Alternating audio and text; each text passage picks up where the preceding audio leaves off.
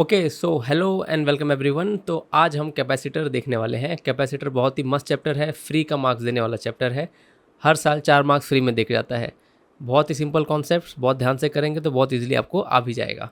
सो चलिए इस पूरे वीडियो में हम पूरे कैपेसिटर को समझ लेंगे अच्छे से।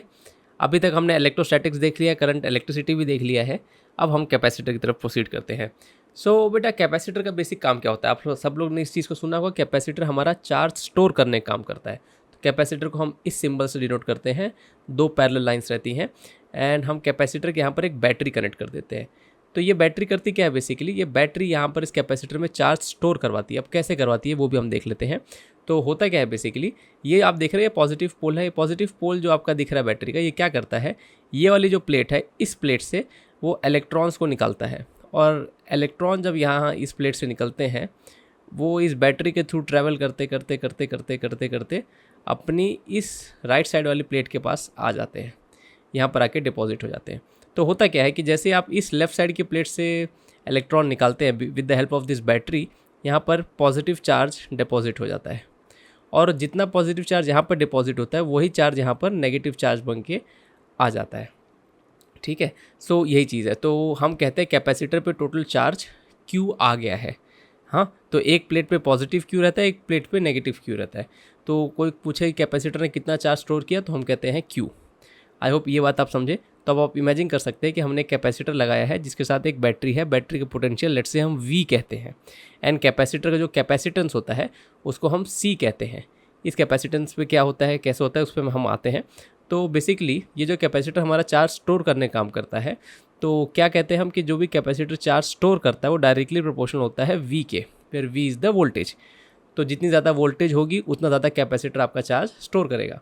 अब इसी प्रोपोर्शनलिटी के सिंबल को हटाने के लिए हम कह देते हैं यहाँ पर एक कांस्टेंट लेके आएंगे विच इज़ सी, और यही सी होता है आपका कैपेसिटेंस।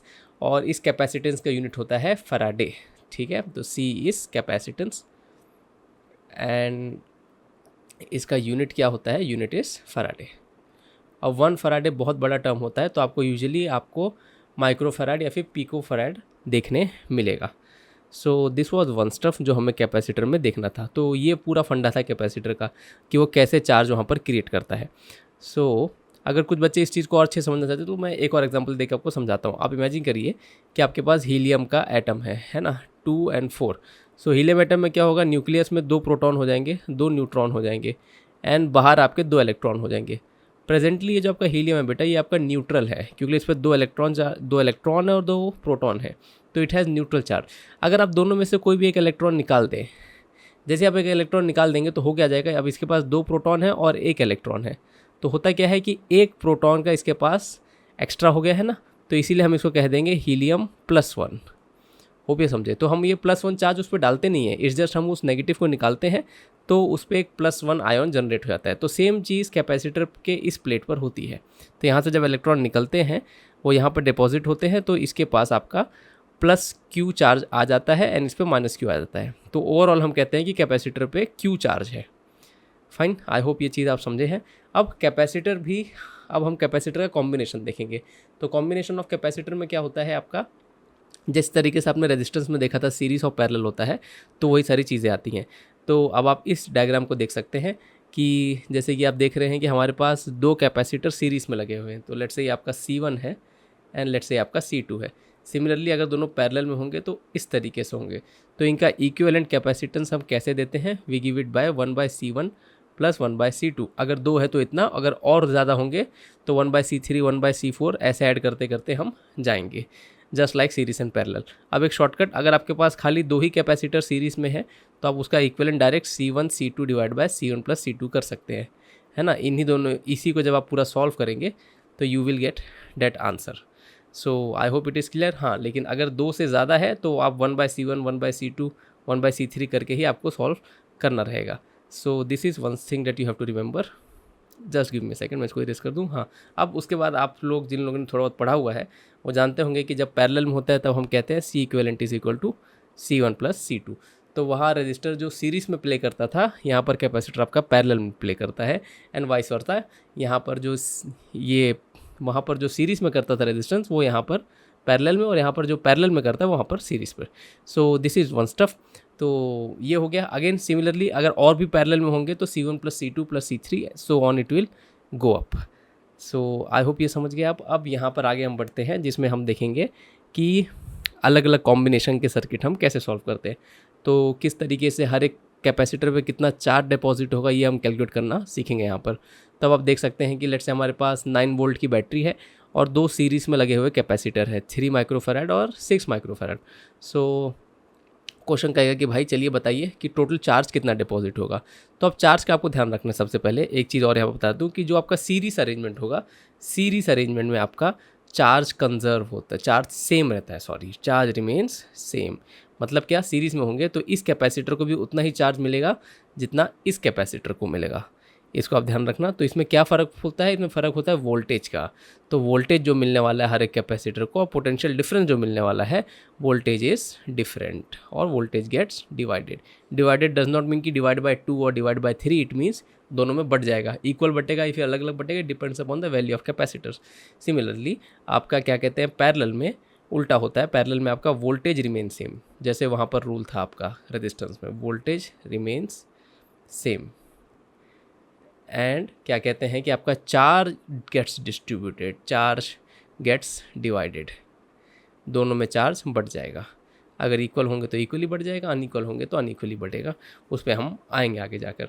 तो इसको आप याद कैसे रखेंगे, याद करिए कि आप जब रेजिस्टेंस करते थे सीरीज़ में तो वहाँ पर करंट सेम रहता था, है ना। यहाँ पर चार्ज सेम है, तो मैं कैसे याद रखता था कि चार्ज आपका, चार्ज ही तो करंट को बनाता है। Rate of change of charge, rate of flow of charge gives us current. तो जैसे सीरीज़ में वहाँ पर करंट सेम रहता था, वैसे यहाँ पर चार्ज सेम रहेगा। ओके, बाकी यहाँ पर सिमिलरली यहाँ पर तो वोल्टेज आपका सेम ही है, पिछले की तरह ही आपका लॉजिक है। तो इस चीज़ को जब हम न्यूमेरिकल में करेंगे तो इसको आप और बेटर समझेंगे। तो चलिए न्यूमेरिकल देखते हैं हमारा। सो न्यूमेरिकल में आप देख सकते हैं कि हमारे पास यहाँ पर 2 सीरीज़ में कैपेसिटर है और इनके साथ एक हमने बैटरी लगाई हुई है। तो सबसे पहले क्वेश्चन पूछेगा what is the total charge, है ना, बैटरी से टोटल कितना चार्ज गया, टोटल चार्ज कितना यहाँ पर कैपेसिटर पे है।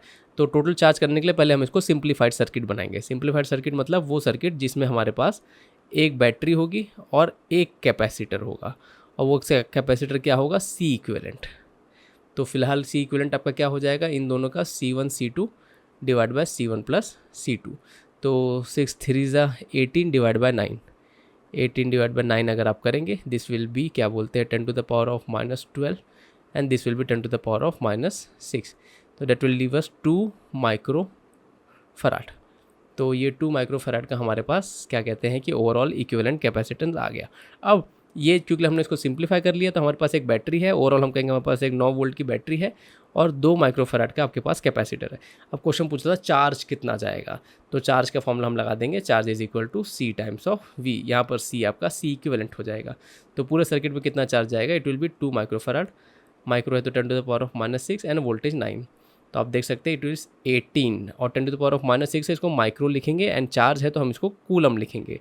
तो हमारे इस बैटरी से 18 माइक्रो कूलम चार्ज जाने वाला है। अब मज़े की बात क्या है, अब बहुत ध्यान से सुनना, यहाँ से मेन चीज़ स्टार्ट होती है।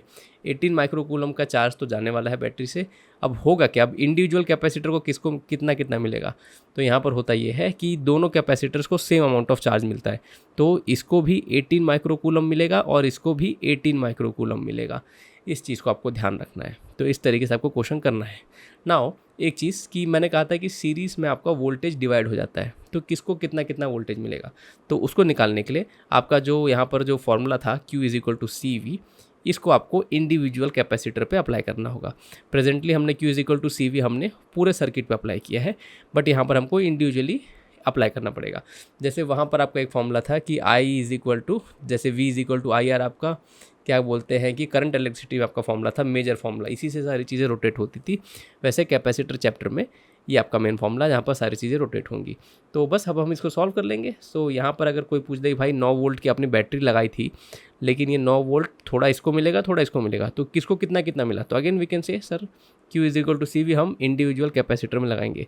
तो इस पर चार्ज कितना गया, इस पर 18 माइक्रो कूलम गया, 10 to the power of -6 is equal to इसका कैपेसिटेंस था 3, हाँ उसका कैपेसिटेंस आपको पुट करना है 3 माइक्रोफैराड इनटू वोल्टेज। अब आप देख सकते हैं तो जब आप करेंगे तो आपको voltage will come out to be 6 volts. Okay, तो 9 वोल्ट में से 6 वोल्ट इस 3 माइक्रोफैराड ने खाए हैं, फाइन। अब वोल्टेज आपकी स्केलर क्वांटिटी है, तो 6 ये खा गया, तो बचा 9 में से 3, तो 9 में से 3 जो बचा है 9 माइनस 6 करके आप 3 वोल्ट ये खाएगा। या फिर आप क्या कहते हैं, वापस इस पर Q is equal to C V निकाल के सॉल्व करना चाहे तो कर सकते हैं, it will give you the same answer. I hope यहाँ तक आप समझे कि सीरीज वाले को कैसे सॉल्व करना है। अब हम अगला कॉम्बिनेशन देखते हैं जिस पर क्या कहते हैं कि पैरेलल वाला होगा। बस सेम न्यूमेरिकल हमने लिया है, थोड़ा सा सिंप्लीफाइड नंबर लिए हैं ताकि हम इस चीज़ को बहुत आसानी से समझ सकें। सो सेम तरीका, सबसे पहले आपको क्या करना है, कॉम्प्लेक्स सर्किट को सिंप्लीफाइड सर्किट आपको बना देना है। So we have a battery, we have a capacitor. Capacitor हमारा 9 माइक्रोफैराड है, बैटरी हमारी 9 वोल्ट की है। तो सबसे पहले हम चार्ज निकालेंगे, भाई पूरा चार्ज कितना गया इस पूरे सर्किट में, तो Q is equal to C equivalent into V कर देंगे। तो चार्ज कितना गया होगा, सी इक्विवेलेंट कितना हो जाएगा, आप जानते हैं कि दोनों पैरेलल में है, तो पैरेलल में 3 + 6 9 हो जाएगा। तो 9 माइक्रोफैराड का आपका ओवरऑल इक्विवेलेंट हो जाएगा। वोल्टेज भी आपकी 9 है, शाबाश, बहुत अच्छा नंबर आएगा। तो कितना आ जाएगा भाई चार्ज हमको, 81 माइक्रो कूलम, 10⁻⁻6 को माइक्रो हम लिख देते हैं। अब लेकिन अब प्रॉब्लम क्या है कि अब ये जो 81 है ये दोनों को इक्वली नहीं मिलेगा, इस वाले को कुछ अलग मिलेगा और इस वाले को कुछ अलग मिलेगा। सवाल है कितना मिलेगा। अगेन फिर हम अपना वही वाला फंडा लगाएंगे, हम इंडिविजुअल पर हम Q is equal to C V निकालेंगे कि भाई किसको कितना कितना वोल्टेज मिला। अब पैरेलल में एडवांटेज क्या है हमको कि 9 वोल्ट की बैटरी है, तो हमको पता है कि भाई 9 वोल्ट इसको भी मिल रहा है और 9 वोल्ट इसको भी मिल रहा है। सेम कॉन्सेप्ट है एज योर करंट इलेक्ट्रिसिटी, ठीक है। पैरेलल में वोल्टेज विल रिमेन सेम, तो जो बैटरी थी उनका सेम पोटेंशियल दोनों को मिल गया। तो अब हम अप्लाई कर सकते हैं यहाँ पर, ठीक है। वी कैन से, सो फॉर, मैं यहाँ लिख देता हूँ, फॉर 3 माइक्रोफैराड क्या हो जाएगा, अगर हम Q is equal to C V लगाएंगे तो उसका चार्ज फाइंड आउट करना है, उसका कैपेसिटेंस 3 10⁻⁻6 इंटू उसकी वोल्टेज थी आपकी 9, तो कितना हो जाएगा 18 माइक्रो कूलम। आई होप ये समझे आप। उसके बाद for 6 microfarad Q is equal to C V again, तो कितना आ जाएगा जी हमको, अगेन हाँ यहाँ पर आप सब्ट्रैक्ट भी कर सकते हैं बेसिकली, क्योंकि चार्ज भी एक स्केलर क्वांटिटी होती है।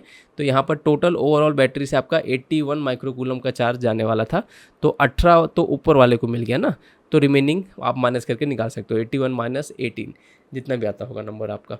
सो डेट इज़ वे, और यहाँ पर आप सॉल्व भी कर सकते हैं। तो यहाँ पर आप कर सकते हैं 6 के लिए, 6 का C विच इज़ 6 माइक्रोफैराड 10⁻⁻6, उसका वोल्टेज 9, 9 6 ज़ा 54 माइक्रोकूलम।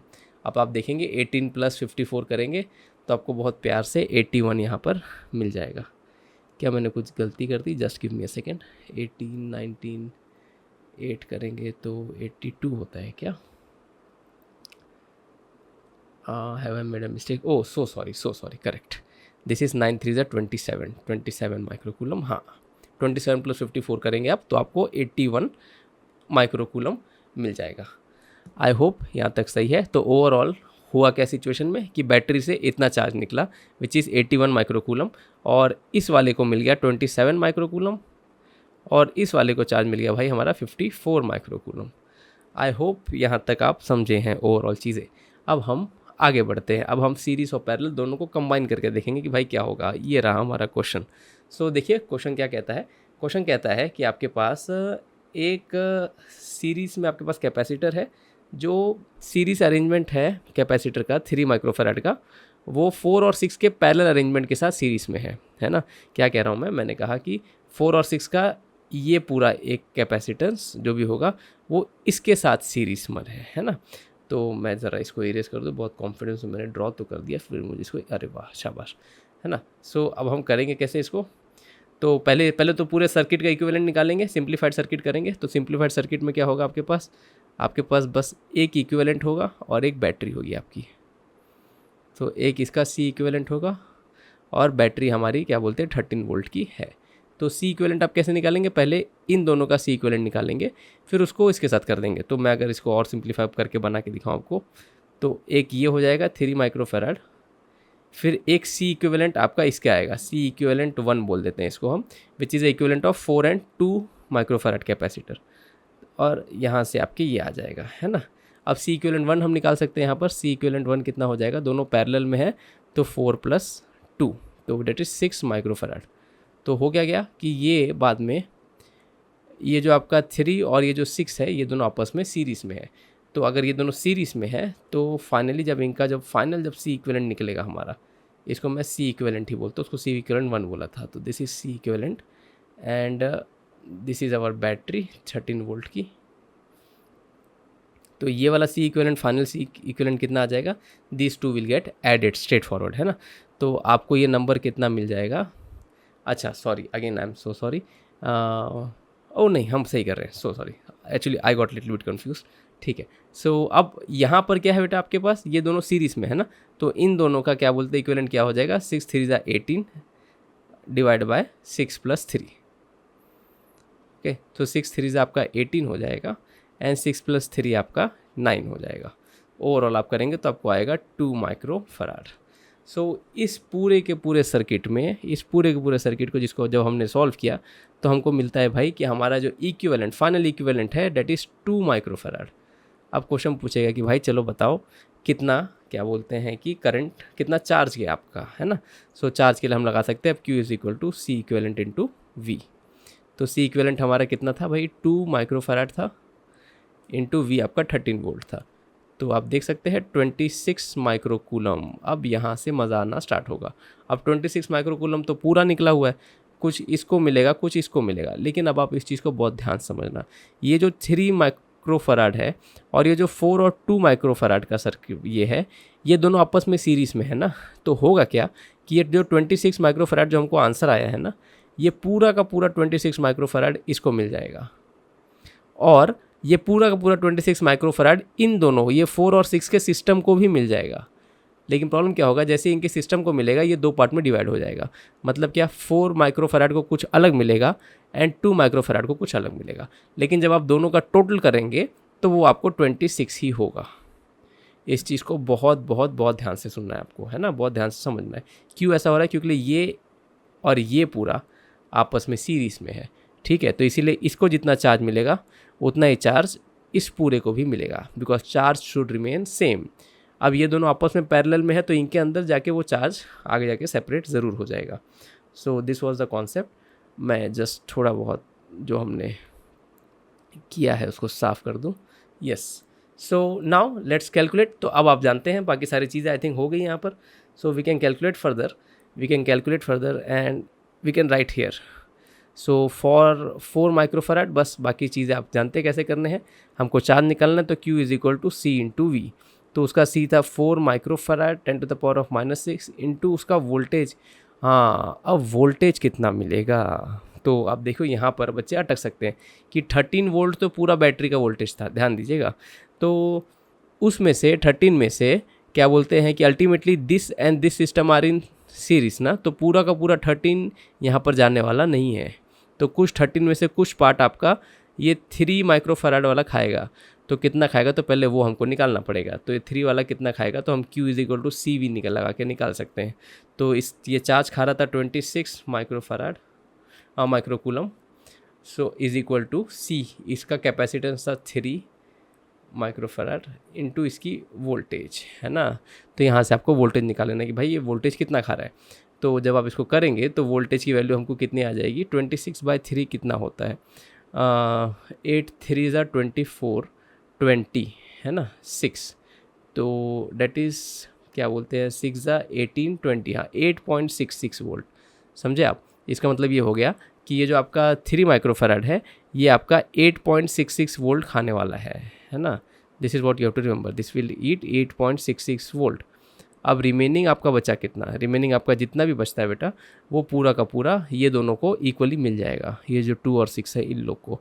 तो वो रिमेनिंग कितना बचेगा आपको, it will B 13 minus 8.66। I hope you follow this, है ना। ऐसा इसलिए बिकॉज सीरीज़ में इस तरीके से होगा। आई होप चीज़ें कॉम्प्लिकेट नहीं हो रही है। तो overall at the end of the day, just give me a second, I will explain this to you. Overall at the end of the day होने ये वाला है कि हाँ जस्ट अ सेकेंड, हाँ कि ये जो 13 वोल्ट था इसमें से 8.66 तो इसको मिल गया और रिमेनिंग जो बचा होगा वो इन दोनों को इक्वली मिल जाएगा क्योंकि पैरेलल में वोल्टेज सेम रहता है। तो 13 माइनस 8.66 अगर हम करेंगे तो 0.34 एंड 9 हो जाएगा, 10 4 तो 4 point voltage will come out to be 4.34 volts, that is a thing, ठीक है। तो मतलब जो रिमेनिंग वोल्टेज होगा 13 माइनस 8.66 वो 4.34 ऊपर वाले को भी मिलेगा और वही वोल्टेज 4.34 नीचे वाले को भी मिलेगा। अब इसमें से फिर आप चार्ज निकाल सकते हैं। So our charge will be, तो 4 इंटू 10⁻⁻6 इंटू 4.34 अगर आप करेंगे तो कितना आएगा, 4 4 16, 1 4 3 12, 13, 1 4 4 16, 17.36 माइक्रोकूलम यहाँ आ जाएगा, विच इज़ 4 माइक्रोकूलम कैपेसिटर। फिर आप बस सब्ट्रैक्ट करके नीचे वाले का फाइंड आउट कर सकते हैं, है ना। जब आप करेंगे तो नीचे वाले का जो चार्ज होगा विच इज़ दिस 2 माइक्रोफैराड का, it will come out to be 26 minus 17.36। So भाई ये हमारा कितना जाएगा, 4 करेंगे तो 40 हो जाएगा, 64 18 तो 8.64, I think we are correct, yes 8.64 microcoulomb यहाँ पर। तो ये होगा बच्चों। आई होप इस चीज़ को आप ओवरऑल समझ पाए। अब इस क्वेश्चन को ओवरऑल मैं ब्रीफ समझाता हूँ कि क्वेश्चन में ओवरऑल हमारे साथ हुआ क्या। तो क्वेश्चन हमारे साथ ओवरऑल ये हुआ कि हमने सबसे पहले इस सर्किट को सॉल्व किया, तो हमने मालूम पड़ा कि भाई 26 माइक्रोकूलम क्या बोलते हैं पूरी बैटरी से निकलने वाला है ना। फिर हमने देखा कि भाई ये दोनों सीरीज़ में थे, ये वाला और ये वाला, तो पूरा का पूरा 26 इसको मिल गया और पूरा का पूरा 26 इसको भी मिल गया, लेकिन ये दोनों आपस में तो पैरेलल में है ना, तो इसमें से कुछ पार्ट ऊपर वाले को मिलेगा और कुछ पार्ट नीचे वाले को मिलेगा। तो ऊपर वाले का जब हमने कैलकुलेट किया तो ऊपर वाले का हमको आया 17.36 माइक्रोकूलम और नीचे वाले का हमको आया 8.64 माइक्रोकूलम। तो आई होप आप समझ गए कि किस तरीके से आपको सर्किट को सॉल्व करना है, कॉम्बिनेशन ऑफ सर्किट को। अब इसी तरीके से आप n नंबर ऑफ न्यूमेरिकल्स बना सकते हैं, आप चाहिए तो यहाँ पर 10-12 और लगा सकते हैं, तो उस तरीके से आप ये चीज़ें कर सकते हैं। सो आई होप यहाँ तक आप समझे और कैसे करना ये समझे। अब हम आगे वाले पार्ट में हम क्या बोलते हैं कि ये देखेंगे how to calculate the capacitance through the geometry of the capacitors. तो ये वाला भी एक पार्ट है। उसके पहले मैं क्या कहते हैं कि आपको एक और कॉन्सेप्ट बता देता हूँ, एक शॉर्टकट ट्रिक जो हमने क्या बोलते हैं करंट इलेक्ट्रिसिटी में भी देखी थी। तो आप इमेजिन करिए कि आपके पास बहुत सारे कैपेसिटर सीरीज़ में है। तो अगर सीरीज़ में कैपेसिटर है, लेट्स से हमारे पास 1 2 3 4 5 है, हर एक की वैल्यू है 10 माइक्रोफैराड, है ना। और क्वेश्चन कह देगा कि भाई बताओ इन सबका इक्विवेलेंट क्या है ना, everyone is 10 microfarad. So equivalent capacitance आप कैसे निकालेंगे, बहुत सारे बच्चे देख के समझ गए होंगे। तो 1/C equivalent is equal to 1/C1 plus 1/C2 plus 1/C3। तो शॉर्टकट तरीका क्या है कि जितने नंबर ऑफ कैपेसिटर रहेंगे, तो पहले इसको सॉल्व करके दिखाता हूँ मैं। तो सभी का क्या बोलते हैं डिनोमिनेटर कॉमन है, तो ऊपर आ जाएगा 1 + 1 + 1 + 1 प्लस सब 1 + 1 प्लस डिवाइड बाय क्या बोलते हैं 10 microfarad. So if you do it, if you solve it, you will find कि सी इक्विवेलेंट आपको आ जाएगा 10 microfarad divide by 5 which is 2 microfarad. और इसी का एक शॉर्टकट तरीके क्या है कि अगर सबकी वैल्यू सेम है, जैसे यहाँ पर सबके सब 10 है, तो इसी इक्विवेलेंट का फॉर्मूला हो जाएगा जो कॉमन कैपेसिटेंस की वैल्यू है divide by n, where n are the number of capacitors. तो यहाँ पर कॉमन कैपेसिटेंस हमारा 10 था और नंबर ऑफ कैपेसिटर्स हमारे एक साथ 5 थे। तो ये चीज़ को आप ध्यान रखिएगा। तो इतना बड़ा करने की ज़रूरत आपको नहीं है, आप डायरेक्ट इस चीज़ को ध्यान रख सकते हैं, this is a special case. अब हम देखते हैं what is the value of capacitance based on the geometry of the object. ठीक है बच्चों, तो अब हम इस वीडियो के नेक्स्ट पार्ट में हम देखेंगे कि हम कैपेसिटेंस कैसे कैलकुलेट कर सकते हैं। एक जो आपने फॉर्मूला देखा था Q = CV, वो आपको अलग सिचुएशन में काम आएगा। अब ये हम देखेंगे उस चीज़ के ज्योमेट्रिकल स्ट्रक्चर के हिसाब से कैसे आप कैपेसिटेंस कैलकुलेट कर सकते हैं। तो इसका फॉर्मूला बहुत सादा सा है कि कैपेसिटेंस किसी भी चीज़ का आप निकाल सकते हैं, it is given by ε0 A/d। f0 आप जानते हैं परमिटिविटी ऑफ स्पेस, जिसकी वैल्यू होती है आपकी 8.87 10⁻⁻12 ओके 8.85 हम कहते हैं। सो ये हो गया। अब एरिया क्या है और डी क्या है, इसको बहुत ध्यान समझो। तो इसके लिए हमारे पास कुछ यहाँ पर 2 बुक्स है, आप देख सकते हैं। ये 2 बुक समझ लीजिए कि आपके पैरेलल प्लेट कैपेसिटर्स है। इसको मैंने ऐसे रखा है ताकि आप देख सकें, वो जो हम स्ट्रेट लाइन ड्रॉ करते हैं कैपेसिटर के लिए, ऐसे ऐसे करके हम स्ट्रेट लाइन ड्रॉ करते हैं, वो आप बुक का फ्रंट एरिया है। जो आपको ये वाली एज जो दिख रही होगी वो ये है। सो इसमें जो डी आपको दिख रहा है डिनोमिनेटर में, वो इन दोनों के बीच का डिस्टेंस है। तो डिस्टेंस जितना कम होगा इन दोनों के बीच में, उतना ज़्यादा उसका कैपेसिटेंस होगा, और जितना दूर होगा कैपेसिटर प्लेट के बीच में डिस्टेंस, उतना कम आपका कैपेसिटेंस होगा। सिमिलरली अब आप सोचिए कि ये जो एरिया है वो एरिया क्या है यहाँ पर। तो ये जो आपका एरिया है बेटा, वो एरिया है ये वाला एरिया, ये जो अंदर का आपको एरिया दिखता है। फाइन, तो बेसिकली 2 डायमेंशनल फिगर में आपको वो एरिया नहीं दिख पाता है, लेकिन अगर आप 3 डायमेंशनल फिगर को देखिए अच्छे से तो आप समझ जाएंगे। तो एरिया मीन्स कि ये जो अंदर वाला एरिया है, this is the area that we are talking about, ये वाला और इस वाले प्लेट का ये वाला। तो दिस इज़ वन स्टफ। तो इस चीज़ को हमको 2 बार मल्टीप्लाई नहीं करना है, हमको एक ही बार लिखना है। तो लेट्स से क्वेश्चन कहता है कि हमारे पास कैपेसिटर प्लेट है जिसकी एरिया है फॉर एग्जांपल 5 सेंटीमीटर स्क्वायर, उसके बीच का डिस्टेंस है 0.2 सेंटीमीटर। क्वेश्चन कहेगा फाइंड आउट द कैपेसिटेंस। तो हमको क्या बोलते हैं, इस एरिया को 2 बार नहीं मल्टीप्लाई करना, हमको एक ही बार एक ही प्लेट का एरिया निकाल के उसको सॉल्व करना है। सो आई होप ये चीज़ आप समझ गए।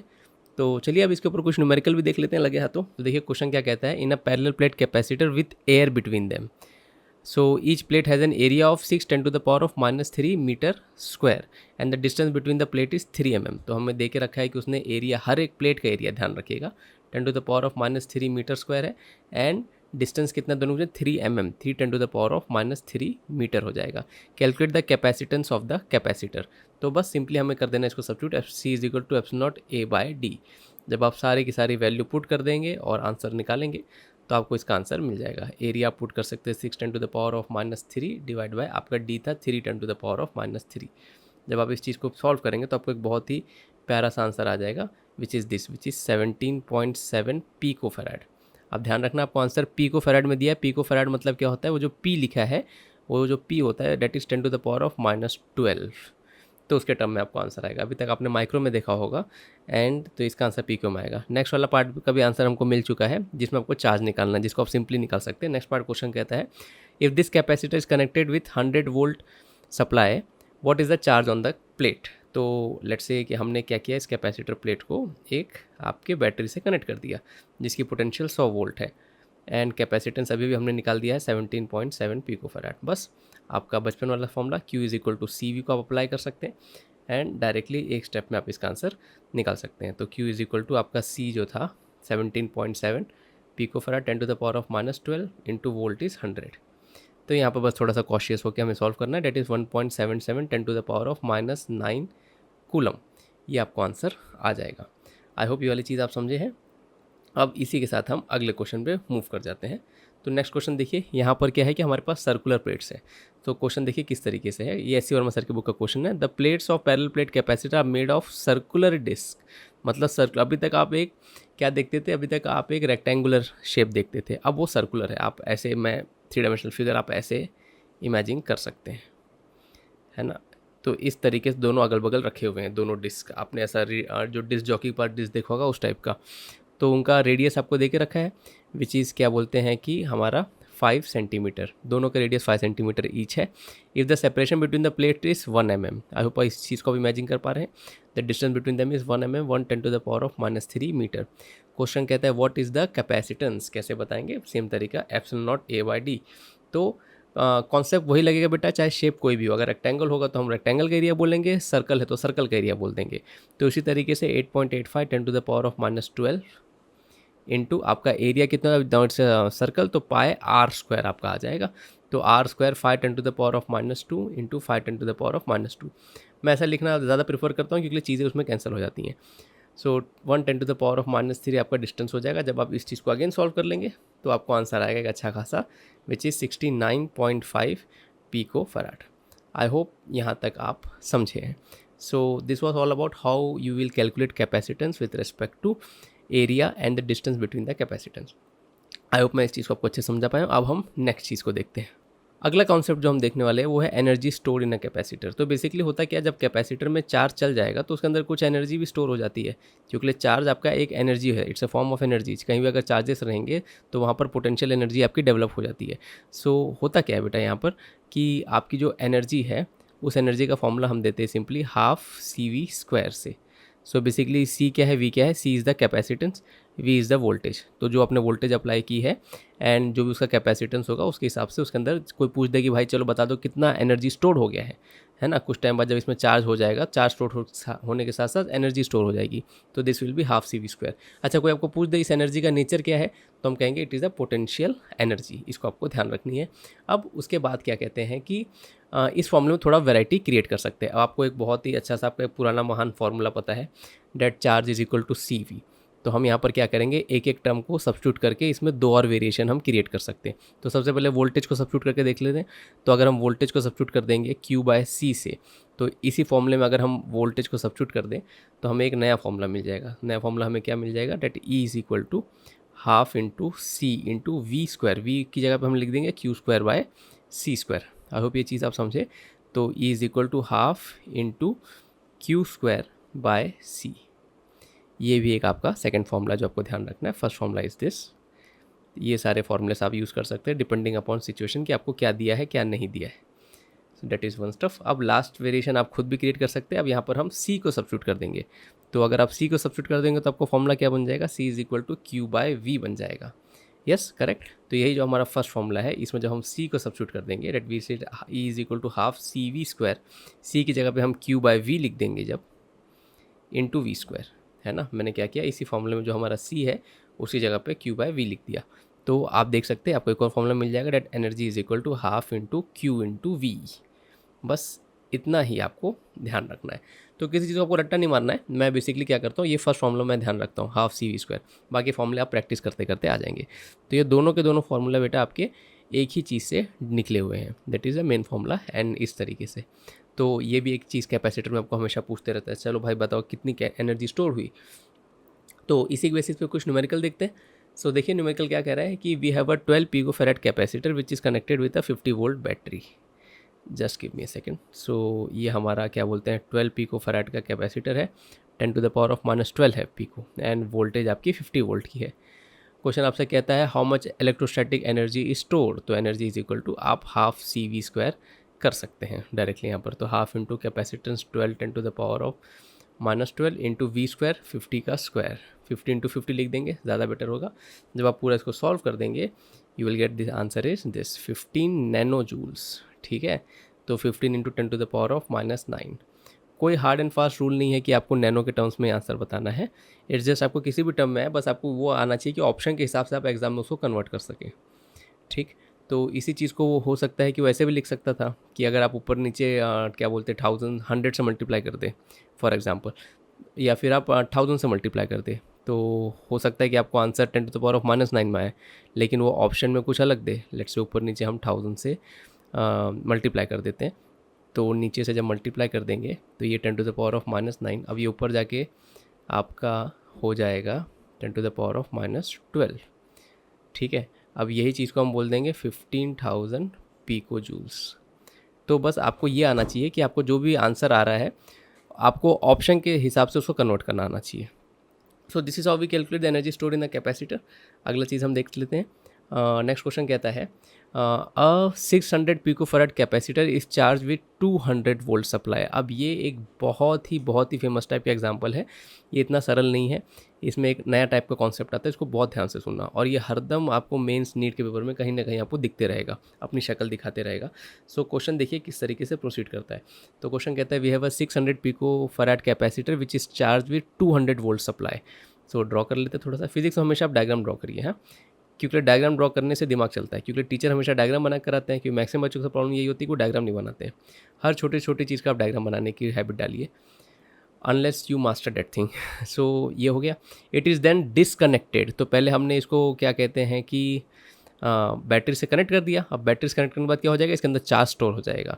फिर उसके बाद कहता है कि भाई हमने इसको सप्लाई से डिसकनेक्ट कर दिया। It is disconnected from the supply and it is connected to another uncharge 600 picofarad capacitor. ये कहना क्या चाहता है कि हमने पहले तो इसको चार्ज दे दिया, अब चार्ज देने के बाद हमने बैटरी को निकाल दिया। जब आप बैटरी को निकाल देंगे तो इसके साथ हो क्या रहा है, इसके पास कुछ चार्ज मौजूद है एंड इसका खुद का कैपेसिटेंस जो था वो तो है ये है। तो ये हो गया। अब ये हो गया डिस्कनेक्ट कर दिया। अब कह रहा है कि इसको डिस्कनेक्ट करने के बाद हमने इसको एक आइडेंटिकल कैपेसिटर जो सेम अनचार्ज कैपेसिटर है 600 पिकोफैराड का। तो ये तो चार्ज है, लेकिन अब हम क्या कर रहे हैं, इस चार्ज कैपेसिटर को एक दूसरे अनचार्ज कैपेसिटर के साथ हम कनेक्ट कर रहे हैं। तो कभी भी ऐसा कहता है ना कि हम निकाल के बैटरी किसी और से कनेक्ट कर रहे हैं, क्योंकि ये वर्ड हमेशा यूज़ होगा, इट मीन्स उन दोनों को वो पैरेलल में कनेक्ट कर रहा है। ये चीज़ को आप स्टार मार्क करके लिख लीजिए कि whenever it says that the capacitor is disconnected from the battery and is connected with another capacitor, it means they are connected in parallel। तो अब होता क्या है बेटा यहाँ पर, तो इसके पास पहले कुछ चार्ज क्यू हुआ करता था, है ना। तो अब ये जो अनचार्ज कैपेसिटर है, इसमें कुछ चार्ज इसमें से फ्लो होकर चल जाएगा। मतलब क्या, पहले इसके पास क्यू था, इसमें से कुछ चार्ज इसमें चल जाएगा Q1, तो इसके पास थोड़ा सा अब चार्ज कम हो जाएगा, तो इसके पास टोटल चार्ज होगा Q माइनस Q1। तो ये वाली एक चीज़ रहती है। सो दिस इज़ वन थिंग, और जिसकी वजह से इन दोनों के बीच का पोटेंशियल भी चेंज हो जाता है। मतलब क्या, पहले इसके पास कुछ पोटेंशियल V होगा, अब इसके पास कुछ पोटेंशियल V1 होगा, एंड क्योंकि ये दोनों पैरेलल में लगे हैं तो इसके पास भी वही सेम पोटेंशियल V1 होगा। फाइन, आई बात ध्यान में, इसको आपको एक दो बार देखना पड़ेगा इस छोटे से सेक्शन को। सो ये हो जाता है यहाँ पर। सो इस चीज़ का मैं आपको एग्जांपल देता हूँ। तो लेट्स से इसके पास पहले हम चार्ज निकाल लेते हैं। ये हो गया ओवरऑल कि हम क्वेश्चन में करने के वाले हैं। अब देखो क्वेश्चन एट द एंड, पहले हम इसको समझ लेते हैं ओवरऑल ब्रीफ में क्या है। क्वेश्चन का लास्ट पार्ट आपसे कहता है how much electrostatic energy is lost in the process. इस पूरे प्रोसेस में इलेक्ट्रोस्टैटिक एनर्जी लॉस्ट कितनी होती है। तो बेसिकली वो क्या कह रहा है कि जब आपने फर्स्ट टाइम जब कनेक्ट किया होगा ना, तो इसमें कुछ एनर्जी गई होगी E1, और जब आपने फाइनली ये जो आपने सिस्टम बना दिया है, इसमें इस सिस्टम के पास भी कुछ एनर्जी होगी E2। इन दोनों में थोड़ा सा डिफरेंस आता है। हो सकता है कि ये 10 जूल हो और ये 8 जूल हो, तो 2 का डिफरेंस होता है, तो वो 2 आपका एनर्जी लॉस्ट होता है। सो ये वो चीज़ थी जो आपको ध्यान रखनी है। तो चलिए सॉल्व करना स्टार्ट करते हैं क्वेश्चन को। सो पहला पार्ट हम सॉल्व करते हैं। हम इसका चार्ज निकाल लेते हैं भाई कि चार्ज क्या क्या है। तो charge is equal to CV, first situation, ये हमारा फर्स्ट पार्ट है। सो कितना चार्ज डेवलप स्टोर हो जाएगा, that is 600 picofarad 10 to the power of आपका -12 इंटू वोल्टेज हमारी 200। जब आप इसको सॉल्व करेंगे तो 12 आ जाएगा, एंड ये 2 4, तो 10 to the power of -8 coulomb. I hope हम यहाँ तक सही कर रहे हैं, ठीक है। सो इतना चार्ज इस बैटरी में, इस कैपेसिटर के अंदर स्टोर हो जाएगा। अब होगा क्या, जब सेकंड पार्ट में जब आप उसको क्या बोलते हैं कि इससे कनेक्ट कर देंगे, तो इसमें से कुछ चार्ज निकल के चल जाएगा नीचे की तरफ, तो इसमें से वही चार्ज माइनस हो जाएगा, क्योंकि चार्ज आपका एक स्केलर क्वांटिटी है, ठीक है। लेट्स से मेरे पास 10 चॉकलेट थी, मैंने किसी को 2 चॉकलेट दे दी, तो उसके पास 2 चॉकलेट हो गई, मेरे पास कितनी हो गई 10 - 2, तो वही हमने यहाँ पर लिखा है Q माइनस Q1। सो ये चीज़ हो गई। अब इस पार्ट को आप कैसे सॉल्व करेंगे, तो बेसिकली हो क्या रहा है, यहाँ पर आपका ये पैरेलल अरेंजमेंट है। तो पैरेलल अरेंजमेंट है तो हम यहाँ पर एडवांटेज लेंगे वोल्टेज का, है ना, क्योंकि वोल्टेज तो सेम रहने वाली है। तो आई नो कि that V1 will be equal to V1। अब ये दोनों अगर पैरेलल में लगे हैं तो V1 का फॉर्मूला लगा सकते हैं कि V is equal to Q/C होगा। तो ऊपर वाले के लिए भी V is equal to Q/C। Just a second, मैं इसको कलर से बताता हूँ। सो जो ऊपर वाला है इसके लिए भी आपका क्या बोलते हैं कि V will be equal to, जैसे इसी फॉर्मूले को अगर हम वापस लिखेंगे V is equal to Q/C, तो ऊपर वाले कैपेसिटर के लिए उसका Q कितना बच गया है, अब Q माइनस Q1 बच गया है, डिवाइड बाय उसका कैपेसिटेंस। तो उसके कैपेसिटेंस की वैल्यू को हम C1 लिख देते हैं, ठीक है। C1 क्या था, जो आपको स्टार्टिंग में उसका कैपेसिटेंस दिया था, विच वॉज 600 माइक्रोफैराड। फाइन। अब मैं जानबूझ के क्यों लिख रहा हूँ C1, क्योंकि आपको हरदम एग्जाम में सेम कैपेसिटर नहीं देगा। यहाँ पर क्वेश्चन ने कह दिया कि ये दोनों कैपेसिटर जो लगे हुए हैं, इन दोनों की वैल्यू सेम है, लेकिन फ्यूचर में आपको दोनों की वैल्यू सेम नहीं मिलेगी। तो एक जनरल फॉर्मूला के हिसाब से हम इसको सॉल्व करके देख रहे हैं। और फिर यहाँ पर V1 कितना हो जाएगा आपका बेटा, अगेन Q/C लगाएंगे तो इस पे चार्ज कितना आ जाएगा, वी कैन से Q1 डिवाइड बाय उसका कैपेसिटेंस को हम C2 लिख देते हैं। अब ये जो मैंने आपको बताया है ये एक जनरल फार्मूला है। इस क्वेश्चन में C1 और C2 बेटा आपके दोनों सेम टू सेम है, तो यहाँ पर ये दोनों कैंसिल हो जाएंगे। जब ये दोनों कैंसिल हो जाएंगे तो आप जानते हैं कि आपके पास क्या बचेगा, you will be left with Q minus Q1 is equal to Q1। बच्चे समझ गए होंगे, Q1 is equal to half of Q। तो इस चीज़ को आप ध्यान रख सकते हैं। अगर सेम कैपेसिटर कनेक्ट करेंगे तो चार्ज आधा आधा डिस्ट्रीब्यूट हो जाएगा, अगर सेम कैपेसिटर नहीं होगा तो चार्ज अलग अलग तरीके से डिस्ट्रीब्यूट हो जाएगा। तो बस यही वाली एक चीज़ थी। तो सेकंड वाले कैपेसिटर में जो चार्ज आ जाएगा वो इसका आधा आ जाएगा। तो फर्स्ट में हमने चार्ज कैलकुलेट किया हुआ था, तो आपका जो सेकंड कैपेसिटर है उसमें चार्ज आ जाएगा 6 10 to the power of -8 coulomb. अब लेकिन क्वेश्चन ने ना चार्ज के बारे में बात की है ना किसी और चीज़ के बारे में बात की है, क्वेश्चन ने बात की है हमसे एनर्जी के बारे में। तो अब हम यहाँ पर एनर्जी निकालेंगे। तो फर्स्ट पार्ट में एनर्जी E1 थी आपकी, तो जो आपकी E1 थी उसको हम हाफ क्या बोलते हैं कि CV² कर सकते हैं, या फिर हाफ Q²/C से भी हम कर सकते हैं, ठीक है। जो हमने जो प्रीवियस उसमें जो हमने फॉर्मूला देखा था हमारा। ये वाला, ठीक है, half Q square by C, ये ज़्यादा बेटर पड़ेगा हमको अप्लाई करने में। तो we can apply half Q square by C. तो हाफ इंटू क्यू स्क्वायर आपका कितना हो जाएगा, चार्ज इज 12 10⁻⁻8 इंटू 12 10⁻⁻8। ये मैं फर्स्ट वाले का निकाल रहा हूँ इवन, हाँ, कि फर्स्ट सिचुएशन में हमारे पास कितनी एनर्जी थी, डिवाइड बाय सी। सी इस आपका 600 पिको, 600 10⁻⁻12 है ना। सो हम कर सकते हैं, दिस इज, ये 100 हो जाएगा, 6 1 ज़ा 600 ज़ा 6 2 ज़ा, फाइन। अगेन आप इसको डिवाइड कर सकते हैं, क्या बोलते हैं, 2 6 ज़ा 250 ज़ा, और इसको पूरा आप सॉल्व करके निकाल सकते हैं, 2 1 ज़ा 225 ज़ा। सो ओवरऑल हमारे पास क्या बचेगा, और ये नीचे 2 से मल्टीप्लाई हो जाएगा। सो ओवरऑल हमको बचेगा E1 इज इक्वल टू, अब शायद हमारे पास जगह छोटी पड़ गई है, मैं इसको इरेज कर दूंगा मे बी। सो E1 बेटा आपको मिलेगा, एक अच्छा खासा नंबर आ जाएगा हमारे पास। न्यूमरेटर में देखो हमारे पास बचता है 6, एक 6 बचता है, और 10⁻⁻16 बचेगा। एंड डिनोमीटर में अगर आप ध्यान से देखेंगे तो हमें को 50 बचेगा, और 10⁻⁻12 बचेगा। आई होप यहाँ तक सही है। ऊपर नीचे अगर 2 मल्टीप्लाई कर दे ताकि नीचे 100 बन जाए आपके पास, तो हमारा काम आसान हो जाएगा। तो ऊपर नीचे जब आप 2 मल्टीप्लाई कर देंगे और नीचे 100 बन, तो ये 0.12 बच जाएगा, और वो जब 12 ऊपर चल जाएगा तो 10⁻⁻4 हो जाएगा, है ना। 12 10⁻⁻4 जूल। अगर आप इसको माइक्रो में लिखना चाहते हैं, you can write it as 12 micro joules, fine. तो पहले जो आपकी एनर्जी थी, इनिशियल एनर्जी जो इसके अंदर स्टोर थी, वो थी 12 माइक्रो जूल की। सिमिलरली अब आपको क्या, ये वाला जो आपको अरेंजमेंट दिख रहा है, इस अरेंजमेंट में आपको टोटल एनर्जी निकालनी पड़ेगी। तो यहाँ पर क्या हो जाएगा, इस वाले कैपेसिटर में जो भी एनर्जी होगी ऊपर वाले में E2, और इस वाले में जो कैपेसिटर में जो एनर्जी होगी E3, तो आपको E2 और E3 का आपको एडिशन करना होगा, फाइन। तो इसको आप ध्यान रखिएगा, क्योंकि यही दोनों एनर्जी मिला के टोटल एनर्जी बनेगी। फिर आपको बस फाइनली क्या करना रहेगा कि what you will do, you will subtract initial energy minus final energy which is E2 plus E3। E2 plus E3 निकालने के बहुत सारे तरीके, आप चाहे तो इसका V इक्विवेलेंट C इक्विवेलेंट निकाल के भी कर सकते हैं, या फिर इंडिविजुअली उसको सॉल्व कर सकते हैं। So I will just erase things a bit. तो हमारे पास, just give me a second, I will erase many things. हाँ, सो हमें E1 आ चुका है बेटा, यहाँ पर ऑलरेडी E1 आ चुका है 12 माइक्रो जूल्स। अब हमारे पास जो फाइनल सिचुएशन थी वो इस तरीके से, हमारे दोनों कैपेसिटर थे, इसके पास है था 6 माइक्रो कूलम का आई थिंक चार्ज था हमारे पास। सो वी हैड माइक्रो था कि कितना था, मैं भूल गया उस चीज़ को। सो एनीवेज, तो इस पे भी 6 था और इस पे भी 6 था। जस्ट अ सेकेंड, मैं इसको कैलकुलेट तो वैसे कर ही सकता हूँ खड़े खड़े। Q is equal to C into V. So C हमारा कैपेसिटेंस था 600 10⁻⁻12 इंटू वी हमारा 200, तो ये 12 हो जाएगा, और ये 4 हो जाएगा। 10⁻⁻8 था हमारे पास, यस।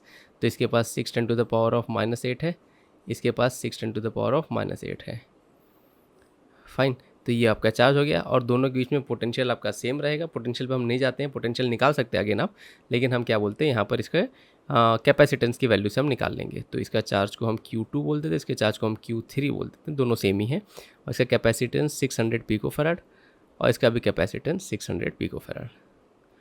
तो बस ये E1 हो गया। अब हम E2 निकालते हैं। E2 कितना हो जाएगा, हाफ इंटू, दोनों में आप देख सकते हैं एनर्जी सेम ही होगी, right, half Q square by C अगर आप कर देंगे। तो आपको कैलकुलेट करने की बेसिकली कुछ ज़्यादा ज़रूरत नहीं है, अगर आप ध्यान से देखें तो डिवाइड बाय 4 का फैक्टर बस यहाँ पर आएगा। कैसे 4 का फैक्टर आएगा, हाफ इंटू क्यू स्क्वायर ना। तो ये जो 6 है इसको मैं लिख सकता हूँ 12 10⁻⁻8 बाई 2, राइट, इसका होल स्क्वायर मैं लिख सकता हूँ, करेक्ट। बाय उसका जो C था हमारा, C वॉस क्या बोलते हैं 600 पिकोफैराड। पिछला क्वेश्चन हमने सेम टू सेम इसी डेटा से हमने किया था, अगर आप ध्यान देखिए। तो यहाँ पर खाली बस ये जो डिनोमीटर में जो 2 है ना, ये 4 बन जाएगा। तो हमारी जो E2 की एनर्जी आने वाली है वो आने वाली है eight the end of the day 12 micro joule divide by 4। तो ऐसे आप कैलकुलेशन को ईजी कर सकते हैं। तो 4 1 4 3 तो आंसर आएगा आपका 3 माइक्रो जूल, ठीक है। ये E2 आ गया। सिमिलरली E3 में भी वैल्यू सारी की सारी सेम है, तो it is Q square by C. जब आप करेंगे it will be again 3 micro joule. अब आप देख सकते हैं इनिशियल जब आपका कैपेसिटर लगा हुआ था, बस हम आ गए अपने फाइनल पे, कि आपका इनिशियल जो कैपेसिटर लगा हुआ था उसमें टोटल एनर्जी थी 12 माइक्रो जूल की आपके पास एनर्जी थी। जस्ट अ सेकेंड, इनिशियल कितना, इनिशियल कह रहा हूँ मैं, जब हमने ये सिंपल सर्किट हमने कर बनाया था कि हमारे पास ये क्या बोलते हैं कि एक कैपेसिटर और एक बैटरी जब शुरू में लगे हुए थे, तो इस टाइम पे हमारे पास 12 माइक्रो जूल की हमारे पास एनर्जी थी, है ना। और जब फाइनली हमने देख लिया, फाइनली हमारे पास जो सिस्टम है, ये सिस्टम, इसमें जब हम क्या बोलते हैं, दोनों की एनर्जी जब मिला देंगे, क्यों मिला रहे हैं, क्योंकि एनर्जी आपकी एक स्केलर क्वांटिटी है। तो E2 + E3 जब आप करेंगे तो आपको आएगा 6 micro joule. So I hope you can see with your eyes, ठीक है, answer is in front of us. तो एनर्जी लॉस भाई हमारी कितनी हो गई, तो it is simply initial energy minus आपकी फाइनल एनर्जी आप कर सकते हैं। कोई लॉस कह रहा है मतलब स्टार्टिंग में ज़्यादा ही होगा ना, स्टार्टिंग में कम होगा तो लॉस कैसे होगा तो 12 micro joule minus 6 micro joule जब आप कर देंगे, आपको आंसर आ जाएगा 6 माइक्रो जूल। तो वही क्वेश्चन ने पूछा था, how much electrostatic energy is lost in the process. तो इस पूरे राम कहानी में, इस पूरे प्रोसेस में कितनी एनर्जी लॉस्ट हुई है, तो हम ऐसे कह सकते हैं कि 6 माइक्रो जूल की एनर्जी आपकी लॉस हुई है, ठीक है। 6 × 10⁻⁻⁶ जूल्स का आपका आंसर आता है। आई होप मैं इस क्वेश्चन को आपको अच्छे से समझा पाया। तो अब मैं इस क्वेश्चन का एक छोटा सा ओवरव्यू दे देता हूँ, ठीक है। एक ओवरव्यू मिलना बड़ा इंपॉर्टेंट है ताकि ये चीज़ आपके दिमाग में बैठ जाए। अगेन इस चीज़ को आपको बहुत बार खुद से भी पढ़ना पड़ेगा, ठीक है। तो शुरू करते हैं ओवरव्यू के लिए। तो हमने बस क्या देखा कि हमारे पास कैपेसिटर था, एक बैटरी से कनेक्टेड था C, और इसका पोटेंशियल इसका पोटेंशियल V, कैपेसिटेंस C, जिसकी वजह से इसमें कुछ चार्ज Q स्टोर हो गया। तो जो चार्ज Q स्टोर हो गया, इसकी वजह से इसके अंदर कुछ एनर्जी आ गई, हाफ CV², ठीक है, या फिर हाफ Q²/C, जितनी इतनी एनर्जी इस चीज़ के अंदर स्टोर हो गई। फिर उसके बाद हमने सेकंड स्टेज में हमने क्या किया कि हमने उसी कैपेसिटर को बैटरी से डिस्कनेक्ट करके दूसरे कैपेसिटर लगा दिया जिसकी वैल्यू सेम थी, जिसकी वजह से क्या हो गया कि जो इनिशियल चार्ज Q था उसमें से कुछ चार्ज ट्रैवल करके यहाँ चले गया और इसमें चार्ज डेफिशिएंस हो गया। तो हमें आगे जाके मिलता है कि भाई ये दोनों चार्ज तो सेम आता है, ठीक है, क्योंकि आपका कैपेसिटर सेम वैल्यू के थे। तो हमको आगे जाके मिलता है कि स्टार्टिंग में जो Q था उसी का हाफ हमको मिलता है ना। तो हम क्या करते हैं कि अब इसकी अब एनर्जी निकाल देते हैं। अब हमको पता है कि भाई इसका कैपेसिटेंस हमको पता है विच इज़ 600 पिकोफैराड, और हमें इसका कैपेसिटेंस पता है विच इज़ अगेन 600 पिकोफैराड। तो हमें इसकी एनर्जी पता है भाई कि इसकी एनर्जी हो जाएगी E2 = हाफ Q²/C, और हमें इसकी एनर्जी पता है which is E3 = half Q²/C। Hope ये चीज़ आप समझे।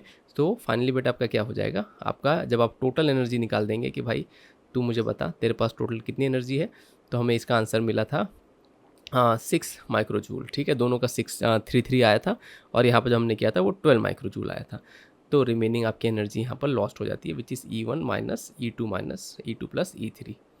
तो we are left with 6 micro joules of energy at the end of the day.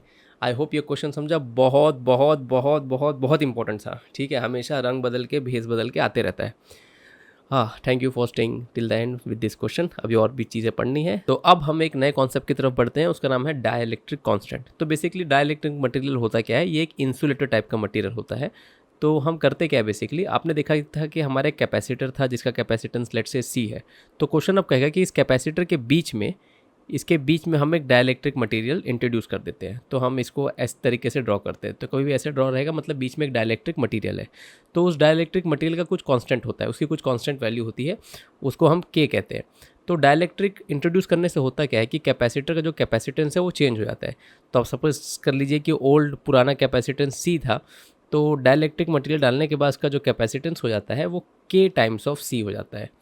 तो बस आपको इस छोटी सी बात को ध्यान रखना है कि जो आपका जो डाइलेक्ट्रिक मटेरियल है वो कैपेसिटेंस को इंक्रीज़ करने में हेल्प करता है, और ये एक इंसुलेटर मटेरियल का होता है। इसमें माइका शीट हो सकता है, क्वार्ट्स हो सकता है, वुड हो सकता है, ग्लास हो सकता है, वाटर भी हो सकता है। सो ये सारी चीज़ें भी आपकी आती है यहाँ पर। तो दिस इज़ वन स्टफ। तो चलिए अब देखते हैं कि इसमें न्यूमेरिकल किस तरीके से बनते हैं।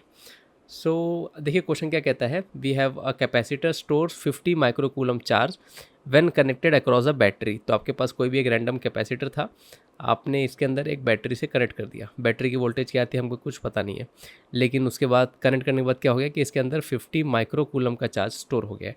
So when the gap between the plates of capacitor is filled with dielectric. देखो क्या कह रहा है, तो कैपेसिटर की जो प्लेट्स होती हैं उसके बीच में जो गैप होता है वहाँ पर उसने डाइलेक्ट्रिक इंट्रोड्यूस कर दिया है। तो डाइलेक्ट्रिक इंट्रोड्यूस करने की वजह से क्या हो जाएगा बेटा, उसका कैपेसिटर इंक्रीज हो जाएगा, है ना। तो अब क्वेश्चन आगे कह रहा है कि a charge of 100 microcoulomb flows through the battery. मतलब ये बिफोर का सीन था और ये अब हमारा आफ्टर का सीन है। तो आफ्टर के सीन में क्या हो जाएगा आपका इस तरीके से। तो ये आप देख सकते हैं यहाँ पर हमारा एक डाइलेक्ट्रिक के साथ हो गया। तो बैटरी वही की वही है, बैटरी हमने नहीं चेंज किया, लेकिन अब क्या कर रहा है कि भाई ये चार्ज हमारा ज़्यादा स्टोर कर रहा है। अब ये 100 माइक्रोकूलम का चार्ज स्टोर कर रहा है। तो पहले कुछ कैपेसिटेंस सी हुआ करता था, अब कुछ कैपेसिटेंस सी डैश होगा। ओके, सो अब क्वेश्चन कहता है find the dielectric constant of the material inserted. तो यही हमारी चीज़ है। तो बस वही है कि दोनों में वोल्टेज तो सेम रहने वाला है, क्योंकि ये आपका बिफोर का केस था, ये आपका आफ्टर का केस था, same circuit after some time. दोनों के वोल्टेज हम इक्वेट कर देते हैं। ठीक है, Q is equal to C V, तो V is equal to Q by C is equal to Q by C. अब C अलग है, Q भी चेंज हो जाएगा और C भी चेंज हो जाएगा। बस यहाँ से आपको C के लिए आपको सॉल्व कर देना है, एंड यहाँ से आपको डाइलेक्ट्रिक कांस्टेंट भी आपको मिल जाएगा। सो आप देख सकते हैं पुराना आपका, बस हम इसको सब्स्टिट्यूट कर सकते हैं कि पुराना चार्ज आपका 50 माइक्रोकूलम था, डिवाइड बाई ओल्डर C को C रहने देते हैं, क्योंकि हमको फिर K के टर्म्स में डायरेक्ट आंसर आ जाएगा। This is equal to 100 microcoulomb, वैसे आप इसको ओरली भी कर सकते थे, टाइम्स ऑफ C डैश। तो बस इसको सॉल्व कर देंगे, माइक्रोकूलम कैंसिल, 1 ज़ा 2 ज़ा, तो आप देख सकते हैं कि C डैश आ रहा है आपका 2 टाइम्स ऑफ C, और यही कांस्टेंट आपका, ये जो आगे जो 2 दिख रहा है यही है आपका डाइलेक्ट्रिक कांस्टेंट। ठीक है, तो जो भी जस्ट हमने कॉन्सेप्ट देखा था कि डाइलेक्ट्रिक इंट्रोड्यूस करने के बाद आपका कैपेसिटेंस डाइलेक्ट्रिक कांस्टेंट टाइम्स बढ़ जाता है, तो वही आपका K का वैल्यू आपका बेटा यहाँ पर 2 हो जाएगा। तो आई होप यहाँ तक आप समझे। सो this is one thing, answer यहाँ पर 3 लिखा है लेकिन आंसर 2 है। ठीक है, आंसर 2 है आपका यहाँ पर। सो दिस वॉज वन स्टफ। अब हम अगले क्वेश्चन की तरफ बढ़ते हैं। अगला क्वेश्चन में थोड़ी क्रिएटिविटी आएगी, सो बड़ा इंटरेस्टिंग क्वेश्चन है। हाँ, ये वाला क्वेश्चन, अब यहाँ से आप डाइलेक्ट्रिक को और ज़्यादा डिटेल में समझेंगे। अब इसमें देखिए, इस क्वेश्चन के एक्चुअली 2 पार्ट है। इसका पहला पार्ट हम पहले ही सॉल्व कर चुके हैं। पहला पार्ट ये वाला है जिसका आंसर हमने निकाला था। तो ये वाला हमने कब देखा था, शुरू में हमने देखा था कि आपके पास ये जब हमने क्या बोलते हैं एरिया वाला देखा था कि कैसे कैपेसिटेंस आपके एरिया और डिस्टेंस के बीच में डिपेंडेंट करता है। तो हमने इसका कैपेसिटेंस निकाला था, और फिर next part of the question हमने इसका चार्ज निकाला था। क्वेश्चन ने कहा था कि उसका कुछ एरिया है, कुछ उसके बीच का डिस्टेंस है, उसको बैटरी से हमने कनेक्ट किया था, तो बताओ उसका कैपेसिटेंस क्या होगा, उसका चार्ज कितना होगा। So this was the part 1 of the question, जो हमने ऑलरेडी वीडियो में देखा है, कुछ आधा घंटा पहले हमने देखा होगा। अब पार्ट 2 ऑफ द क्वेश्चन देखिए क्या कहता है, and it is extremely important. ये आपके CBSE की बुक से हमने उठाया हुआ क्वेश्चन है। तो क्वेश्चन कहता है explain what would happen if in the capacitor given in the exercise 2.8, मतलब यही वाला क्वेश्चन कि इस क्वेश्चन में जो कैपेसिटर दिया था उसके बीच में हमने एक 3 mm का माइका शीट लगा दिया है। मतलब ये क्या है, आपका डाइलेक्ट्रिक है, और इसका dielectric constant K is equal to 6 है। फाइन, तो पहली चीज़ तो हमको मिल गई है कि आपने क्या बोलते हैं कि इस क्वेश्चन में एक डाइलेक्ट्रिक इंट्रोड्यूस कर दिया है। तो अब इसमें कुछ 2 कंडीशन है, जस्ट अ सेकेंड इसमें 2 कंडीशन है। सो डाइलेक्ट्रिक कांस्टेंट इंट्रोड्यूस कर दिया है, it is inserted between the plate. पहला है while voltage supply is remains constant. तो पहले केस में हमने वोल्टेज सप्लाई को रहने दिया है और उसके अंदर हमने डाइलेक्ट्रिक डाल दिया है। इसको मैं ड्रॉ करूँगा तो समझेगा। सेकंड केस में क्या कहता है, after the voltage supply was disconnected. तो देखो बेटा क्वेश्चन इस तरीके से, तो क्वेश्चन का जो पहला पार्ट था जो हमने फर्स्ट सॉल्व किया था कि आपके पास एक कैपेसिटर थी, उसके यहाँ पर एक बैटरी थी। तो आपकी जो बैटरी है उसकी वोल्टेज 100 वोल्ट थी, और कैपेसिटेंस जो हमने कैलकुलेट किया था उसकी वैल्यू आई थी 17.71 पिकोफैराड। तो इस केस में जब इसमें जो चार्ज स्टोर हुआ था, जो हमने अगेन कैलकुलेट किया था 1.771 10⁻⁹ कूलम, है ना। तो ये आपका बिफोर का सिनेरियो था। अब हम आफ्टर में क्या करते हैं, इसके बीच में हम एक डाइलेक्ट्रिक डाल देते हैं। तो डाइलेक्ट्रिक डालने के बाद क्या हो जाएगा, द नेक्स्ट केस सिनेरियो। सो अब ये हम part A of the question कर रहे हैं, है ना। Part A of the question हम कर रहे हैं कि आपने यहाँ पर एक डाइलेक्ट्रिक इंट्रोड्यूस कर दिया है जिसकी dielectric constant K is equal to 6 है, और बैटरी आपने लगे रहने दी है। तो पहला पार्ट वही था, while the voltage supply remains connected. तो इसका मतलब क्या, वोल्टेज आपका पहले से ही अभी भी 100 ही वोल्ट है। तो क्वेश्चन पूछता है क्या होगा। तो देखो चेंजेस खाली 3 चीज़ में होने वाले हैं, वो है चार्ज, कैपेसिटेंस और वोल्टेज में। तो यहाँ पर होता क्या है कि आपने वोल्टेज तो चेंज नहीं किया, आपने वोल्टेज को रहने दिया, तो बैटरी अपना वोल्टेज सप्लाई करने का काम करते रहती है। तो इस केस में भले आपने डाइलेक्ट्रिक इंसर्ट कर दिया है फिर भी, लेकिन वोल्टेज पे कुछ फ़र्क पड़ने वाला नहीं है, ये आपको ध्यान रखना है। तो इसमें क्या होगा कि आपका जो वोल्टेज था वो 100 वोल्ट का ही रहने वाला है बिफोर एंड आफ्टर केस में। सो दिस इज़ वन स्टफ। तो ये हमारा बिफोर का केस था, और ये जो भी हम देख रहे हैं ये हमारे आफ्टर का केस है। आफ्टर में फर्स्ट वाला केस है, ठीक है। अब होगा क्या, आपका कैपेसिटेंस चेंज हो जाएगा, क्योंकि अब क्या हो गया, अब अपने बीच में लगा दिया डाइलेक्ट्रिक, तो 6 टाइम्स ऑफ पुराना वाला C हो जाएगा। तो 6 टाइम्स ऑफ C जब आप कर देंगे तो आपको एक आंसर बहुत अच्छा सा आएगा। सी की वैल्यू आपको यही लेनी है 17.7 10 to the power of 17.7 pico farad. तो जब आप इसको 6 से मल्टीप्लाई कर देंगे तो आपको आंसर मिल जाएगा एक अच्छा सा 106 पिको फैराड जितना आपको आंसर आ जाएगा। अब उसके बाद क्या हो जाएगा बेटा, इसमें चार्ज बढ़ जाएगा। ठीक है, सो हुआ क्या यहाँ पर हमारे साथ, हुआ क्या कि अब जैसे ही क्या बोलते हैं कि इसकी हमने कैपेसिटेंस बढ़ा दी, बैटरी वही है, तो अब क्या करेगी बैटरी इसको ज़्यादा चार्ज प्रोवाइड करने लग जाएगी। तो वही सेम बैटरी, क्योंकि अब उसको ज़्यादा पंख मिल गए तो ये जो नया कैपेसिटेंस है 106 पिको फैराड, इसके हेल्प से ज़्यादा चार्ज स्टोर होगा। कोई पूछेगा भाई कितना चार्ज स्टोर होगा, again Q is equal to C V, तो नया वाला C और पुराना वाला वोल्टेज, तो 106 पिको फैराड इंटू 100 जब आप कर देंगे तो आपको चार्ज भी मिल जाएगा। तो चार्ज आपको मिल जाएगा इतना, which is 1.06 10 to the power of -8 coulomb. I hope यहाँ तक आप समझ रहे हो। तो यही आपके फर्स्ट पार्ट का क्वेश्चन था, what will happen while the voltage remain connected. तो अगर वोल्टेज कनेक्टेड रहेगा तो वोल्टेज सेम रहेगा, कैपेसिटेंस 6 टाइम बढ़ जाएगा, और कैपेसिटेंस 6 टाइम बढ़ गया है तो आपकी जो चार्ज है वो उसमें 6 टाइम बढ़ जाएगी। सो this was the overall first part आपका ये कहता था। अब सेकंड पार्ट के लिए मैं इसको एक बार दोबारा ड्रॉ करता हूँ, just give me a second, मैं इसको इरेज कर दूँ सब। Second part of the question देखिए क्या कहता है, वो कहता है, अब ये जो सेकंड पार्ट ऑफ क्वेश्चन ये हमेशा आते रहता है, हमेशा, कि भाई हमने क्या कर दिया कि बैटरी को, सॉरी कैपेसिटर को हमने चार्ज कर दिया और हमने उस बैटरी को निकाल के बाहर फेंक दिया। तो अब बोलता है कि भाई अब बताओ कि अब क्या होगा। So the second part is just like this. तो second part of the question says us, it says us something like this. So after the supply was disconnected, what will happen after the supply was disconnected? इसका मतलब क्या होता है, ये आपका before का case था, है ना। बिफोर में ये हुआ था कि इसमें कुछ चार्ज आ गया था और इसमें कुछ कैपेसिटेंस हमने कैलकुलेट किया हुआ था। तो अब इसमें जो सेकंड आपका आफ्टर केस है, जो सेकंड सिनेरियो हमको इमेजिन कर रहा है, वो कह रहा है कि भाई आपका जो कैपेसिटर है उसको लगे रहने दो, है ना, लेकिन बैटरी को निकाल दो। Now this is very important, पे वेरी क्लोज अटेंशन। तो कैपेसिटेंस क्या बोलते हैं, बैटरी आपने निकाल दी, तो होता क्या है रियलिटी में कि जो उसका जो चार्ज है ना बेटा वो कांस्टेंट रहने वाला है। तो जो हमको जो स्टार्टिंग में जो चार्ज आया था फर्स्ट केस में 1.77 10 to the power of -9 coulomb, ये एज इट इज़ इंटैक्ट रहेगा, इसमें कोई चेंजेस आने वाले नहीं है। फाइन, क्यों नहीं है, क्योंकि यहाँ पर कोई बैटरी का पावर सप्लाई नहीं है, ये चार्ज कहीं और जा नहीं सकता है। फाइन, तो ये चार्ज एज इट इज़ रहने वाला है, चाहे आप इसमें डाइलेक्ट्रिक डालो चाहे आप कुछ भी करो। सो अब क्वेश्चन कहता है कि भाई हमने बैटरी हटा दी, तो ये हमारा चार्ज है, तो जैसे ही आपने क्या बोलते हैं कि डाइलेक्ट्रिक इंट्रोड्यूस कर दिया तो आपका कैपेसिटेंस फट देना चेंज हो जाएगा। तो जो नया कैपेसिटेंस आ जाएगा वो आपका वो हो जाएगा 6 टाइम्स ऑफ C पुराना वाला, और वही सेम आंसर आपको दोबारा से आएगा, विच इज़ 106 पिको फैराड, है ना। अब आप सोचिए कि एक हमारा कैपेसिटर है जिसके पास चार्ज इतना है एंड इसका कैपेसिटेंस चेंज हो गया विच इज़ C डैश। तो अब होता क्या बेटा इस केस में कि इसकी वोल्टेज चेंज हो जाती है। तो हमारे कैपेसिटर के पास जो पहले की वोल्टेज थी, जो 100 वोल्ट मिला था इसको बैटरी से, वो चेंज हो जाएगा। सो कितना वोल्टेज हो जाएगा, again Q is equal to C V अगर हम लगाएंगे तो V is equal to Q by C आप अप्लाई कर सकते हैं। तो चार्ज आपका था 1.771 10 to the power of -9 divide by उसका C है 106 पिको फैराड। जब आप इसको सॉल्व कर देंगे तो आपको आंसर आ जाएगा 16.7 वोल्ट। सो ये होता है ओवरऑल फाइनली। सो इस क्वेश्चन को आपको बार बार ध्यान से लिखना और इसके नोट्स बहुत अच्छे से बनाने हैं। अब मैं इसका एक ओवरव्यू भी देता हूँ। तो this were the two things that will happen. तो फर्स्ट केस में हमने क्या किया कि बैटरी को रहने दिया तो उसका वोल्टेज सेम रहा, लेकिन उसका कैपेसिटेंस और उसका चार्ज चेंज हो गया। सेकंड केस में हमने क्या किया, बैटरी को निकालने के बाद हमने डाइलेक्ट्रिक डाला। तो डाइलेक्ट्रिक जब बाद में डाला तो चार्ज को कहीं और जाने की जगह नहीं थी, तो चार्ज सेम टू सेम रहेगा जो पहले केस में आपको मिला था बिफोर, ठीक है, लेकिन उसका कैपेसिटेंस चेंज हो जाएगा एज यूजुअल क्योंकि डायरेक्टली डाल दिया, लेकिन इस बार वोल्टेज चेंज होता है। Fine, so this was the overall stuff. अब मैं इस चीज़ का एक रिकैप आपको देता हूँ ताकि आप इस चीज़ को और अच्छे से समझ सके।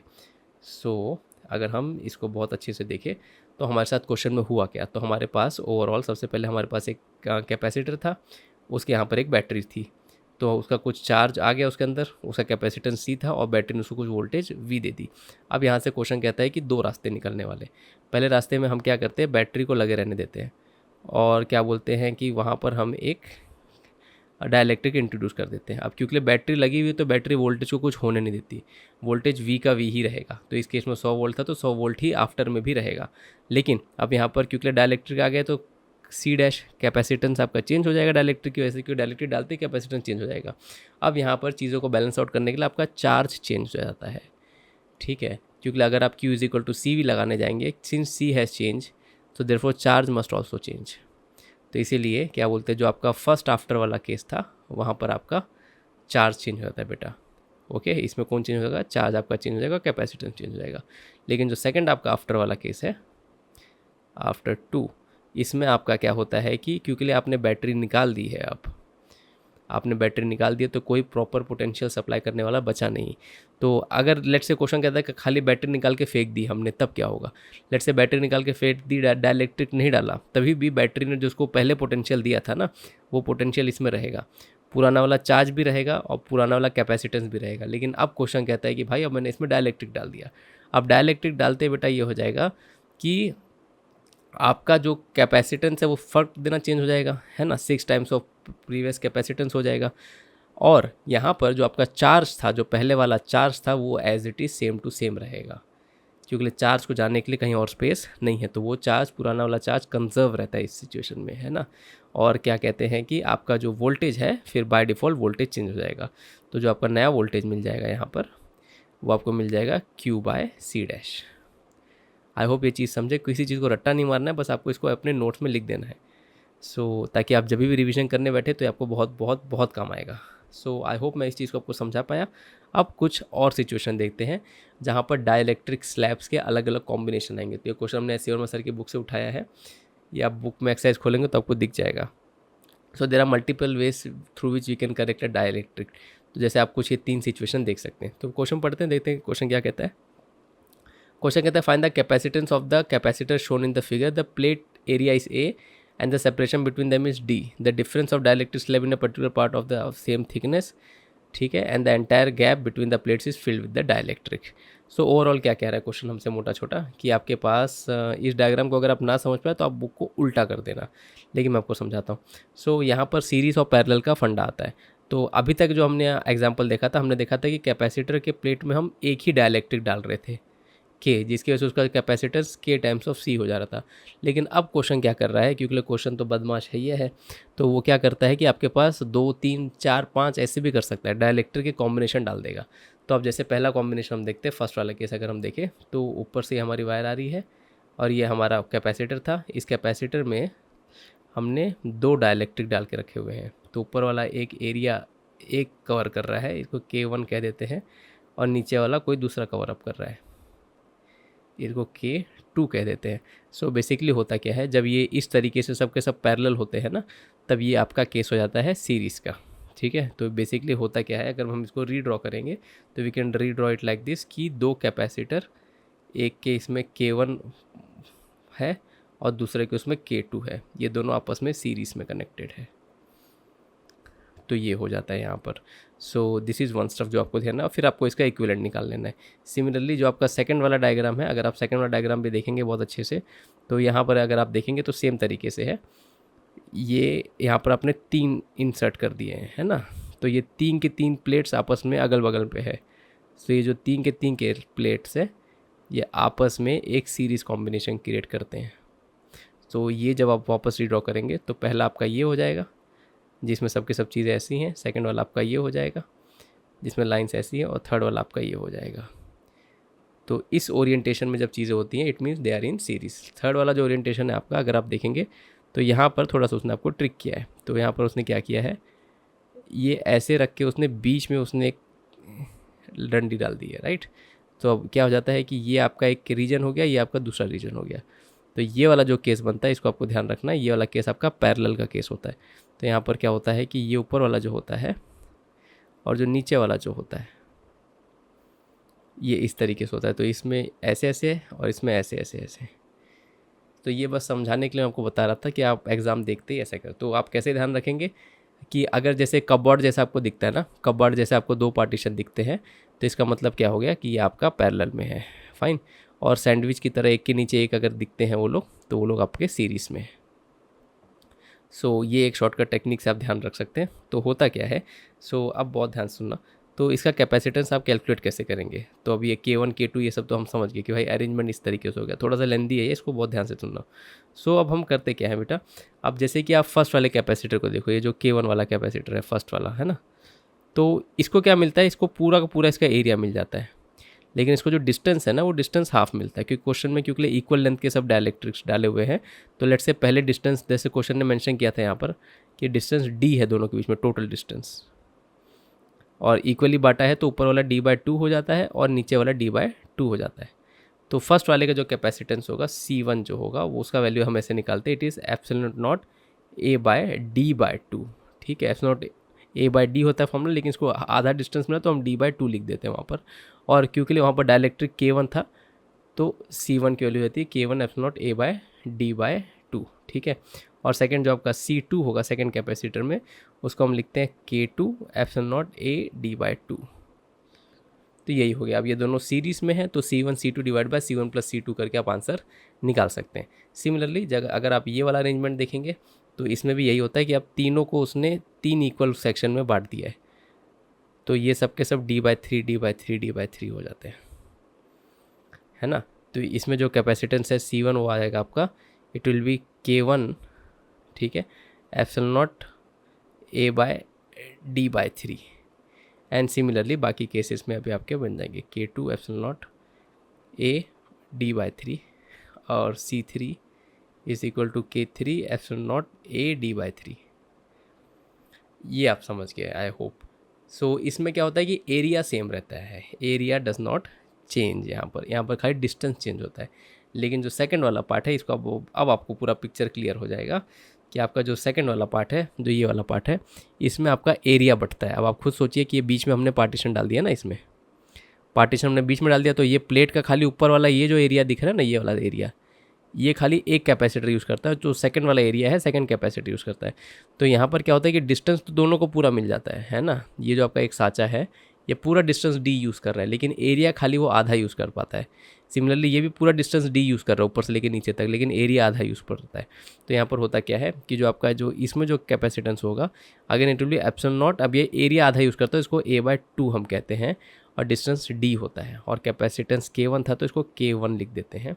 सिमिलरली यहाँ पर जो C2 होगा इसका, it will B K2 times of epsilon not A/2/d। तो इस तरीके से हम इसको सॉल्व करते हैं। तो ये आपको ध्यान रखना है बहुत ध्यान से। अब बस क्वेश्चन को सॉल्व करना बहुत आसान है, आप इसको कर सकते हैं। तो यहाँ पर simply C1 C2 divide by C1 plus C2, यहाँ पर आपका 1/C1 plus 1/C2 plus 1/C3 is equal to 1/C, इसको सॉल्व करके आपको निकालना रहेगा।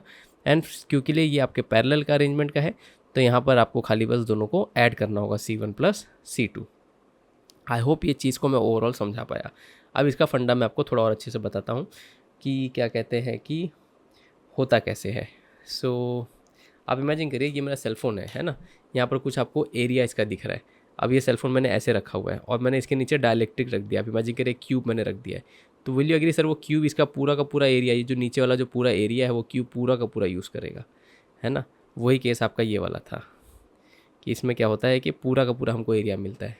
और सिमिलरली ये वाला जो लास्ट वाला केस है, जो थर्ड वाला जो हमारा केस है, इसमें क्या होता है कि आप डायलेक्ट्रिक को हाफ रखते हैं ना, आधा एक क्यूब है आधा दूसरा क्यूब है, तो जो एरिया जो पहला क्यूब यूज़ करेगा वो खाली इतना एरिया यूज़ करेगा which is the half area, and दूसरा वाला इतना एरिया यूज़ करेगा which is the other half area. So ये वाली चीज़ होती है, इसीलिए ये सारी चीज़ें होती है। अब ये हो गया। अब मोस्टली क्वेश्चन आपको क्या करेगा एग्ज़ाम में, मोस्टली क्वेश्चन आपके साथ ऐसा करेगा कि ऐसा देगा क्वेश्चन कि बुक में आपको ऐसे ही देखने मिलेगा। तो अगेन अगर ऐसा दे दिया, लेट से बीच में कहता है कि भाई एक डायलेक्ट्रिक आपको ऐसा है, this is K1 this is K2, so you have to understand this arrangement is nothing but a series arrangement, है ना, सैंडविच की तरह सबके सब है ना। जैसे कि यहाँ पर 3 लाइन आपको दिख रही है, एक इसकी एक इसकी एक इसकी, तीनों पैरेलल लाइन है, तो it is just like a sandwich. So ये हो गया। अब इसी में आपको एक डायग्राम हो गया, सेकंड डायग्राम लेट से आपको ऐसा दिया हुआ है, ये फर्स्ट डायग्राम हो गया, क्योंकि बुक में आपको कई बार ऐसा भी देखने मिलेगा। अब इसमें लेट से मैंने ऐसे लाइन डाल दी, अब ये लाइन क्या करिए, इसको ये देख रहे हैं आप, तो ये हो गया। तो यहाँ पर क्या हो रहा है कि डिस्टेंस आपका पूरा यूटिलाइज हो रहा है लेकिन एरिया आधा हो जा रहा है। तो ऐसे भी आप याद रख सकते हैं कि अगर डिस्टेंस बढ़ता है ना, अगर डिस्टेंस डिवाइड हो जा रहा है कैपेसिटर के बीच का, तो वो आपका सीरीज़ का अरेंजमेंट है। और अगर डिस्टेंस सेम रह रहा है आपका, क्योंकि दोनों के दोनों सेम डिस्टेंस यूज़ करेंगे यहाँ पर D1 फॉर एग्जांपल। और अगर एरिया डिवाइड हो जा रहा है कितने से भी, यहाँ पर मैं A/2 लिख रहा हूँ, मैं एग्जैक्ट एरिया डिवाइड कर रहा हूँ, बट कई क्वेश्चन में वो अलग एरिया भी कर सकता है। तो वहाँ पर क्या कहते हैं, क्या हो जाएगा कि आपका वो आपका पैरेलल का अरेंजमेंट हो जाएगा। तो जब आप इसको रीड्रॉ करेंगे तो you can draw it like this, that we have 2 capacitors in parallel. So I hope मैं इस चीज़ को आपको बहुत अच्छे से समझा पा रहा हूँ। अब एक बहुत अच्छा पहले क्वेश्चन आया था, वो क्वेश्चन कुछ इस तरीके से था। तो ऐसा आपके कैपेसिटर की 2 प्लेट हो गई, आपको अरेंजमेंट ऐसा दे दिया उसने भाई, ये क्वेश्चन ने दे दिया कि ऊपर एक आपका डाइलेक्ट्रिक है, उसका डाइलेक्ट्रिक कांस्टेंट K1 है, नीचे एक डाइलेक्ट्रिक है उसका K2 है, यहाँ पर भी एक डाइलेक्ट्रिक है उसका K3 है, यहाँ पर एक डाइलेक्ट्रिक है K4 है। तो इसमें कुछ डरने की बात नहीं, आपको बस इसको रीड्रॉ करना है। तो कैसे आप रीड्रॉ करेंगे, तो जो ऊपर वाला आपको दिख रहा है, अब आप देख सकते हैं कि ओवरऑल अगर आप अच्छे से अगर आप समझ गए हैं तो ऊपर का एक पैरेलल में है और नीचे के तीनों के तीरों आपके सीरीज़ में, क्योंकि नीचे के तीनों के तीरों एक ही एरिया शेयर कर रहे हैं, भले वो हाफ एरिया है ओरिजिनल का। तो ये जो अरेंजमेंट है आपका इस तरीके से है ना। ये आपका K1 वाला डाइलेक्ट्रिक वाला है, ये आपका K2 वाला है, ये आपका K3 वाला है और ये आपका K4 वाला है। K4 अच्छा ये पैरेलल में थे, ठीक है। और ये ऊपर वाला आपका K1 वाला है, फाइन। सो इस तरीके से है। तो कोई पूछे भाई वैल्यू बता दो, वैल्यू बता के दिखा दो मुझे, तुम जानूँ मैं, तो वैल्यू भी हम बता देंगे उसको। तो इसकी वैल्यू हम C1 हो जाएगा which is K1 epsilon not, ये एरिया आधा यूज़ कर रहा है तो A/2 और डिस्टेंस पूरा का पूरा यूज़ कर रहा है, आप देख सकते हैं यहाँ पर, ठीक है। तो डिस्टेंस को हम D कह देंगे, है ना, ये पूरा डिस्टेंस उसको मिल जा रहा है। लेकिन इसके साथ ऐसा नहीं है, C2 हमारा कितना हो जाएगा, C2 हम कह देंगे।